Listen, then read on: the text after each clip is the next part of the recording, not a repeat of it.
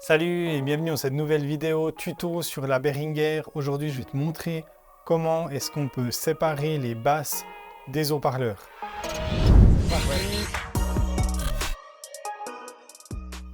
Je vais déjà t'expliquer un petit peu sur le terrain comment ça se passe. Donc, on se rejoint dans ma salle d'église pour les explications. On se retrouve maintenant dans ma salle de culte et puis je vais te montrer un petit peu comment ça se passe pratiquement. Donc là, tu vois, j'ai un haut-parleur en haut et puis en bas, là, j'ai le caisson de basse. Et puis, les choses, elles se répètent aussi de ce côté-là. Donc, j'ai aussi de ce côté-là un haut-parleur et le caisson de basse. Donc, pour les branchements, ça se passe comment? En fait, ce qui se passe, c'est que j'ai mon caisson de basse qui est ici, du coup, à ma gauche, mais à ta droite, qui vient directement se brancher dans l'autre caisson de basse. Ok, je vais te montrer maintenant un petit peu comment ça se passe au niveau des réglages et comment est-ce que j'ai fait au niveau du schéma. Donc là, j'ai mon haut-parleur qui est ici et mon caisson de basse qui est ici. Ce qui se passe, c'est que mon haut-parleur, j'ai un câble qui sort et qui va directement se brancher dans ma stage box. Et ici, mon caisson de basse, il va lui directement se brancher dans l'autre caisson de basse. Maintenant, on se retrouve de l'autre côté, là où il y a ma stage box. Désolé pour le rangement. Donc là, j'ai aussi mon haut-parleur, j'ai mon deuxième caisson de basse. Donc là, j'ai un câble qui va venir se brancher dans mon caisson de basse. Et puis, à côté, j'ai le deuxième câble qui va, lui, venir directement se brancher dans ma stage box. Donc en tout, 3 câbles, un pour chaque haut-parleur, plus un pour le caisson de basse, qui ensuite sont branchés en parallèle ensemble. Et donc ensuite, ces 3 câbles, ils sont branchés, ils prennent du coup 3 sorties out dans la stage box. Parfait, on continue tout de suite dans le studio pour la suite de la vidéo. Voilà, donc je te reprends ici et je vais tout de suite te montrer un petit peu du coup qu'est-ce qu'on a vu concrètement dans la salle. On a notre premier haut-parleur qui est ici. Donc là, je fais face à la scène et on va dire que ça c'est mon haut-parleur de droite. Ici, il y a mon caisson de basse. Ça, c'est ma basse. Et ici, de l'autre côté, j'ai mon caisson qui est ici à gauche. Donc, l'haut-parleur et le caisson en dessous. Ce qui se passe, on va définir ici au milieu ma stage box. Donc ça va être la stage box. Donc là, on a notre table Behringer, la table de mixage. Donc j'ai mon premier ici caisson de basse qui est connecté ici. Puis il vient se brancher dans un output dans ma stage box. Puis mon haut-parleur de droite va venir se brancher également dans la stage box. Et mon haut-parleur de gauche également dans une stage box. Et donc là, on a 3 outputs qui sont directement branchés dans la stage box. Puis forcément, par un câble 4-5 branché à la table Behringer. Maintenant que tu as compris ce principe, on va aller sur la table Behringer et puis on va faire les réglages de base pour que ça fonctionne. Premièrement, tu vas aller ici dans Setup. Et puis ensuite, on va ici, tu vois, avoir ici ce panneau ici qui se présente comme ça. Et puis ici, il y a 2 options. La première, c'est Left, Center et Right. C'est-à-dire que tout est ensemble. Ou bien justement une séparation. Left, right, plus les subs. Donc là, je vais venir sélectionner mon left plus right sub. Parfait. Et je vais aussi lui dire que le fader MC, il suit le level. Comme ça, tu peux ensuite venir régler directement la quantité de basse sur ton fader spécifique. Donc là, je vais venir ajouter ça en plus. Très bien. Maintenant, la table elle est configurée pour séparer les haut-parleurs des caissons de basse. Mais c'est pas fini.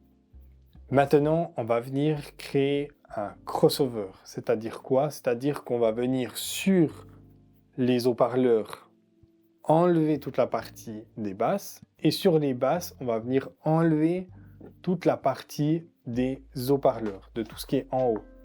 Donc ça se passe comment? Je vais juste faire un petit schéma, comme ça va être même plus simple pour toi, pour comprendre. Donc ici, on a l'équaliseur des haut-parleurs. Et ici, on a l'équaliseur de la basse. Donc ici, sur la basse, ce qu'on a envie, c'est principalement des basses, forcément. Donc, on va venir ici créer ce qu'on appelle venir enlever toutes ces hautes fréquences qu'on n'a pas envie dans nos basses. Mais une fois qu'on fait ça, on va venir faire pareil sur les haut-parleurs. On va venir ici créer ce qu'on appelle aussi pour venir supprimer toute la partie qui est basse. Fini les schémas, maintenant on va aller se rendre sur la table pour les réglages. Tout d'abord, tu dois sélectionner tes haut-parleurs. Donc sur le master, il y a le bouton Select, tu vas cliquer dessus. Une fois que tu es sur Select, si tu n'as pas ça qui apparaît, tu vas simplement presser sur Home. Et puis ici, tu vas aller jusqu'à dans les équaliseurs. Si ça, c'est pas en orange, tu vas directement le presser. Donc là, tu vois, je presse, ça devient orange. Parfait. Et puis là, maintenant, je vois que j'ai effectivement le bas qui est sélectionné. Donc, qu'est-ce que je vais faire? Je vais ici aller chercher pour un low cut. Et on voit ici les fréquences. Donc là, c'est important que tu regardes toujours bien les fréquences que tu vas couper. Donc là, on va aller à peu près à, on va dire, 98 environ. Après ça, ça dépend aussi bien sûr de ta salle, de la configuration de ta salle, la configuration de tes caissons de basse. Après, c'est à toi d'ajuster un petit peu, de voir si tu ajoutes ou si tu enlèves. Une fois que ça s'est réglé, je vais maintenant presser sur le fader MC. Donc là, si tu n'es pas là, tu vas simplement presser sur matrice 1 à 6. Et là, on va voir que tout à la fin, il y a effectivement un fader. Alors, s'il est en bas, tu le mets à 0 ou unité. Tu sélectionnes. Et là, à ce moment, on va faire la même chose qu'on a fait avant. Donc là, je vais presser sur Equalizer. Et ici, je vais simplement sélectionner ma fréquence haute. Et puis là, je vais chercher, voilà, pour faire un coupe bas. Alors, est-ce qu'on peut l'ajouter comme ça directement? Voilà. C'est celui-là. H-cut. Et puis, on va aller maintenant couper dans les fréquences. Et tu vois que je descends environ jusqu'à 98, pareil. Donc là, c'est exactement ce qu'on a fait pour la partie dessin. Maintenant que ça c'est fait, tu as fait tes réglages de base. On doit encore faire une chose importante, c'est le routing. Donc là, je vais me rendre sur routing. Et puis, je vais simplement aller tout au fond sur ma partie out. Et là, dans ma partie out, tu vas voir que par défaut, voilà, le output 16 et le output 15, ils sont pré-sélectionnés pour les haut-parleurs. Mais nous, on a ajouté un output de plus pour la basse. Donc là, si tu es dans la configuration que j'ai, je vais ajouter dans le 14 les caissons de basse. Donc tu vois, je vais sur 14. Et puis ici, simplement, je vais dans Main LRRC. Et là, maintenant, je vais simplement lui dire que ça, c'est justement le caisson de basse. Voilà.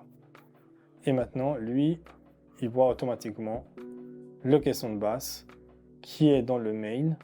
Et là, tu peux laisser en post-fader. Maintenant que ces réglages y sont faits, tu peux venir ajouter manuellement pour chaque piste que tu as envie, plus ou moins de la basse. Tu vas voir que sur cette tranche-là, c'est ça qui va nous intéresser principalement. C'est que si je vais par exemple cliquer sur, on va dire que sur la piste numéro 16G du kick, je sélectionne ma piste numéro 16, et puis tu vois ici qu'il y a maintenant ce bouton-là, monobus. Donc je sélectionne pour lui dire, cette piste numéro 16, il faut lui mettre dans les caissons de basse. Donc, je sélectionne. Et puis, je viens simplement tourner ici. Tu vois, ici, ce bouton. Et qu'est-ce qu'on voit? C'est que si je sélectionne ma piste numéro 16, que je vais dans Home, et que je vais tout à la fin, on va voir que ici, maintenant, si je lève mes faders, et que je mets mon fader à unité, on peut voir qu'on a gauche, droite, plus les subs. Et on peut voir que maintenant, si je bouge ici mon mono, on voit que effectivement, j'ajoute ou j'enlève de la basse en plus dans cette piste. Donc, par exemple, pour un kick, je vais sélectionner la piste et ajuster mon kick dans les caissons de basse. Et après ça, on peut faire pour tous les instruments que tu veux. Ça dépend toujours des goûts et les couleurs. Moi, ce que j'ai fait personnellement, c'est que du coup, physiquement, mes deux caissons de basse, je les ai mis à fond. Et puis, je viens uniquement régler avec attention et minutie sur la table. Mais comme ça, mes caissons de basse, ils sont à fond et ils fonctionnent directement à plein pot là où j'ai besoin. Mais ça dépend bien sûr de tes caissons de basse. Ça dépend bien sûr de la taille aussi de ton lieu, de ton église ou là où tu veux appliquer cette configuration. Moi, en tout cas, c'est comme ça que je l'ai fait et ça fonctionne vraiment bien. Merci d'avoir regardé cette vidéo. Si tu as des questions, n'hésite pas à les mettre en commentaire et n'oublie pas de t'abonner. À bientôt!